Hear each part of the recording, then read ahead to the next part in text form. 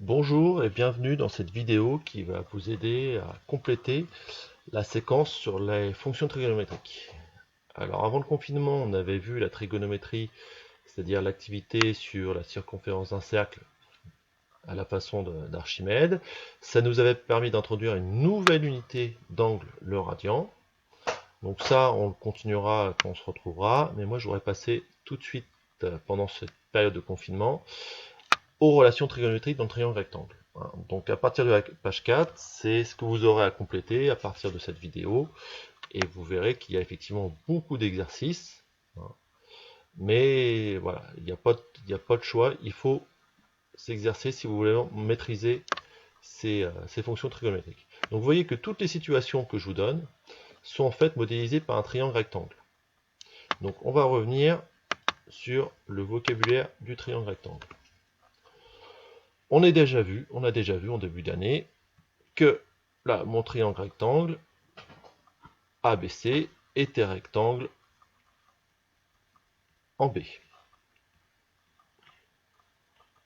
L'hypoténuse, que je note HIP, était le côté AC. Ensuite, si je veux définir ce qu'on appelle côté adjacent et opposé, il va bien falloir comprendre que c'est vraiment fonction de l'angle sur lequel on est. Par exemple, si je me place sur l'angle A, donc là, je sais pas, je vais lui donner une valeur environ 50-60 degrés, et bien, le côté qu'on appellera adjacent, c'est le côté qui permet de former l'angle A. Donc, ce côté-là, on sait que c'est l'hypoténuse, et bien l'autre demi-droite qui permet de former l'angle A, c'est le côté AB. Et donc ça, c'est ce qu'on nomme le côté adjacent. Le côté qui est en face, PC, qui n'est pas support de l'angle, en fait, celui-là va être nommé le côté opposé. Donc ça, c'est valable pour l'angle A. Mais si je passe à l'angle B, à l'angle C, ici, l'hypoténuse, certes, ne change pas, mais cette fois-ci, le côté AB va devenir le côté opposé à l'angle C, et le côté BC va devenir le côté adjacent à l'angle C. Donc un côté peut être côté adjacent ou côté opposé, tout dépend de l'angle qu'on considère. Et ça qu'il faut bien comprendre pour la manipulation des formules trigonométriques. Alors, vous connaissez tous le moyen mémotechnique SOHCAHTOA. Donc je vous invite à le noter comme ceci. C'est vraiment le regroupement en fait, de trois équations avec trois paramètres. Donc SOHCAHTOA, c'est bien le sinus d'un angle. Donc soit qu'on vous donne, on donne la valeur de l'angle, soit on vous demande de la calculer. Sur le côté opposé à cet angle, sur l'hypoténuse. K, c'est bien le cosinus de mon angle. Sur le côté adjacent de l'angle, sur l'hypoténuse. Et TOA pour la tangente de l'angle, donc sur le côté opposé de mon angle, sur le côté adjacent de mon angle.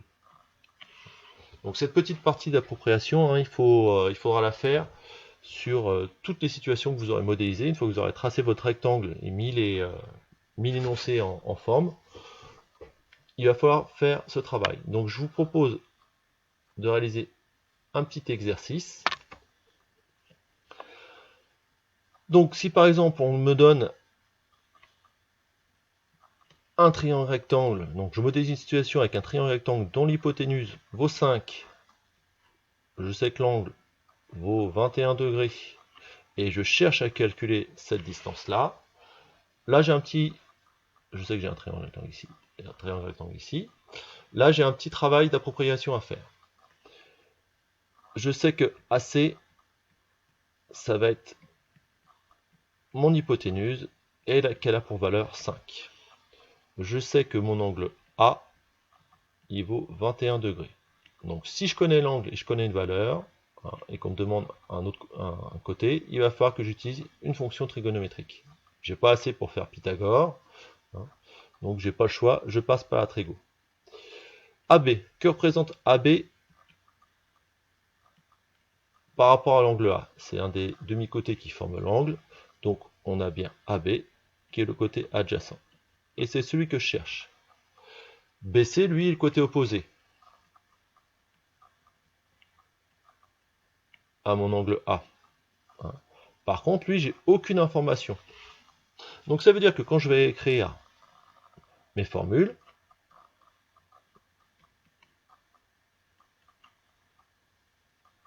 donc SOK, TO, A, à chaque fois que je vais voir le côté opposé, eh ben, j'ai pas d'information. Donc là, j'ai pas d'information. Donc là, j'ai pas d'information. Si j'ai pas d'information sur le côté opposé, je peux pas me servir de ces formules-là.